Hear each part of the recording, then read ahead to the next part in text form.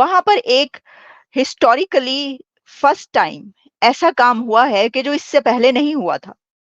और वो ये हुआ है कि लाओस ने एक पोस्टल स्टैंप इशू की है जिसके ऊपर श्री राम का इमेज है। Hezbollah.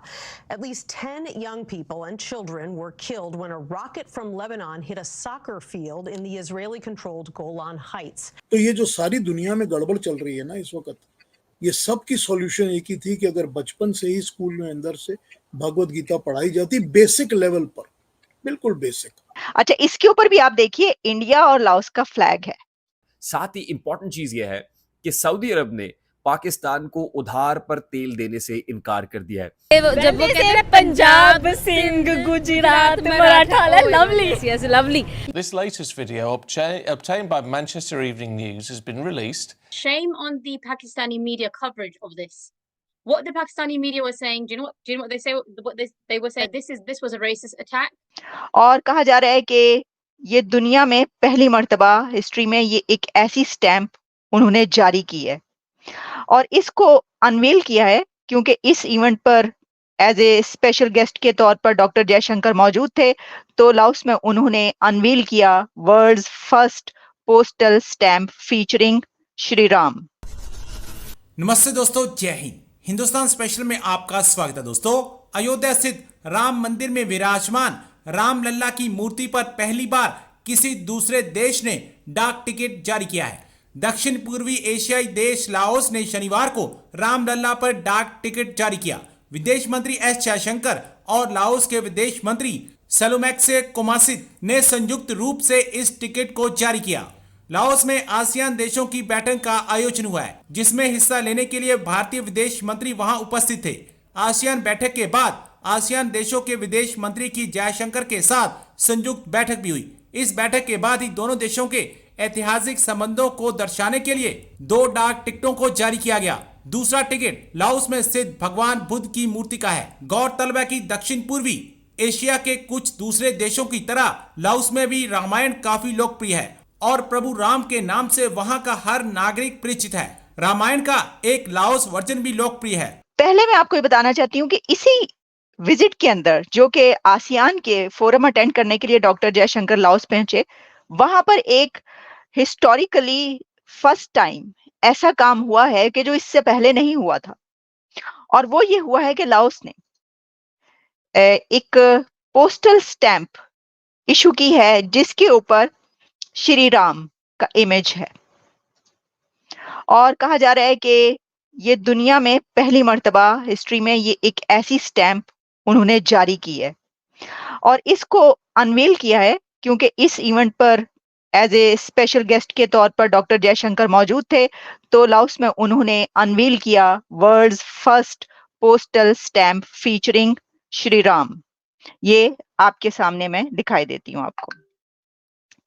ये आप स्टैंप देख लीजिए जो बनाया गया है, वो देखिए आप, ये देखिए ये स्टैंप है जो कि जिसके ऊपर आप देख रहे हैं साथ में इंडिया और लाओ का जो परचम है, फ्लैग है, वो भी साथ लगा हुआ है।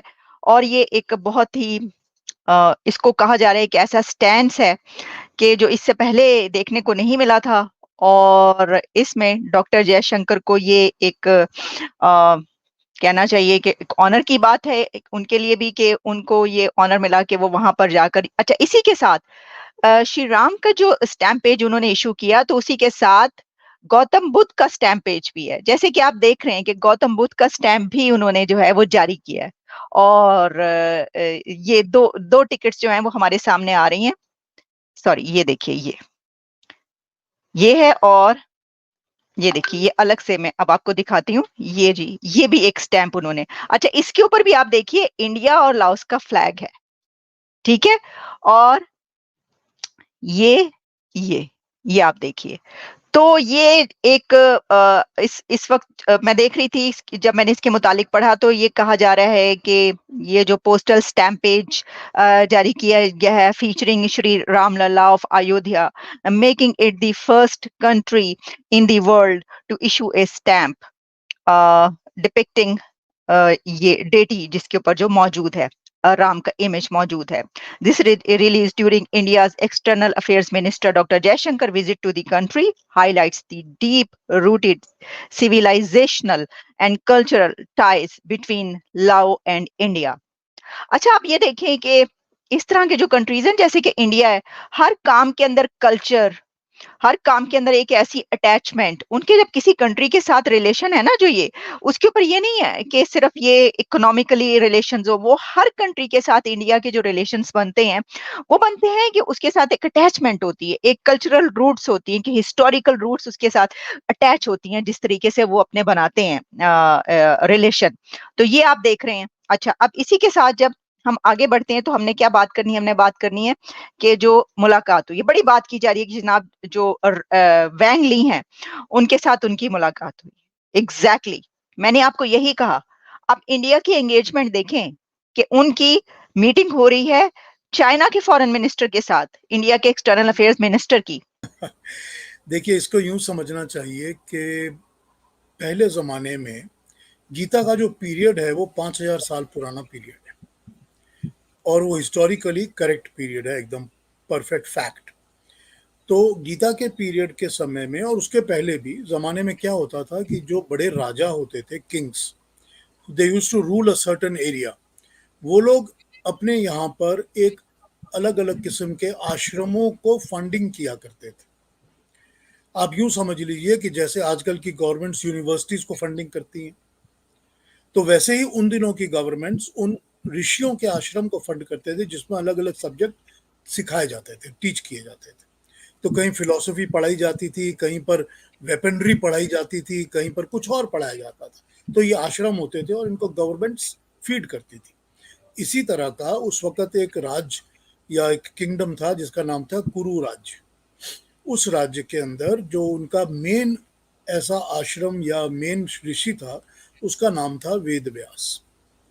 तो ऋषि वेद व्यास जो थे वो बहुत ही पढ़े लिखे थे और ज्ञानी थे बहुत, और उनके आश्रम में बहुत स्टूडेंट्स आते थे अलग अलग टॉपिक्स की स्टडी करने के लिए. And it was a very elaborate sort of a study place.